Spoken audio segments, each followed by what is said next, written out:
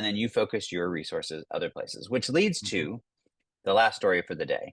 And this is from CIO Dive, one of our favorites. And I don't actually remember which one of us found this one, but it basically talks about enterprises having high ROI hopes for agentic AI. And I chuckled at it because I mean, this is coming from a PagerDuty study or survey. Look, I'm a huge proponent of agentic AI. I'm very bullish on it. Obviously, Symphony AI is rolling out an agentic AI platform, right? So I'm all in with this.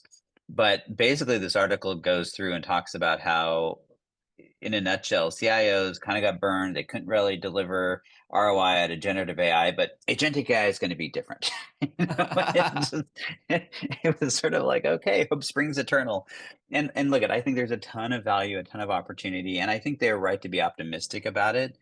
But what the article and the study didn't really dive into is the why, right? What makes this different? Why is it going to be different? And all these things we just finished talking about really throughout this entire show play into that. It's like, if you're going to drive value out of agentic AI, you've got to be delivering across the spectrum. You've got to get the building blocks right. You've got to be focusing on all this. You can't buy into the hype that you just go and it magically happens. And that's my concern when I was reading sort of through this, is that it's just sort of, new hype for another day. Yeah, one of the tactical survey things issues that I had here is that it talks about how 62% of survey respondents anticipate triple-digit ROI, and that they expect that there's going to be an average ROI of 152%. I think this is a real mistake in how to look at the survey results, because what we should really be expecting from agentic AI is that there's probably these bimodal results. You've got your companies looking at double-digit ROI because they are trying to automate some specific process and get some basic productivity. And then we've got the triple-digit ROI use cases where we're actually trying to change the way that we work. That is the real split happening here. And simply averaging all of this and getting to a mushy middle of 150% when we're really talking about 30% ROI versus 500% ROI, I think that's a big mistake. And it shows what can happen when you look at survey data and you simply put everything together rather than looking at the groups of results that are coming into place. I think it's very important to understand that these are specific use cases that we're looking at for agentic AI. The more important thing here is not whether the number is 110% or 150%, but to understand how is agentic AI going to fundamentally transform aspects of your business that are going to scale to hundreds of workers and actually provide additional value and allow for additional discussion and improve these meetings and improve these outcomes at the end of the day. That's what we need to be getting to here. What percentage of companies are going to improve outcomes, not what is the number.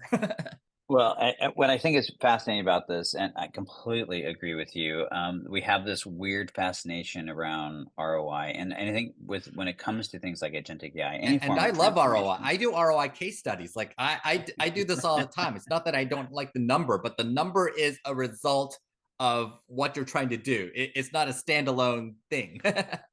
And the number can be misleading because to your point, it can be either too narrowly or too broadly focused. So, one of the things that we talk about with our solution is that when someone asks me about ROI, I talk about it in three dimensions, right? The first is, I have the ROI of deflection. That's the easiest to quantify. We can calculate it. It has nothing to do with anything other than the fact that this is how you're currently operating. And we're going to make that more efficient. And then you have the sort of second level of ROI, which is really about this idea of productivity transformation, right? How do we start changing the way people work? And what does that unleash? And this is much fuzzier. It's really harder, but it's also where, where when I'm talking about an efficiency driven ROI, I've got a cap. There's only so much efficiency. If I've got $100 in cost, I can never save more than $100. But when I'm Mm-hmm. driving productivity above the value, right? If I'm giving a salesperson 3 more hours a week to work, and they close $10 more million worth of deals in that, guess what? That becomes an astronomical ROI. How Right. much of it's attributable? Well, hard. It's a fuzzy number. And then I have, even beyond that, I have this fundamental transformation where I'm actually changing the way we work all together. And maybe that is impacting my ability to deliver an experience to an employee in our case. Or maybe if you're transforming the way you do shelf optimization or supply chains or whatever, and you create a competitive edge that literally nobody else is competing you is able to do in the market, that's literally not even measurable, at least not in any conventional way until you get to that result. And so you have, it's when you talk about ROI, you've got to be thinking about what is that transformational spectrum. And in many cases, the best solutions are going to do it across all three.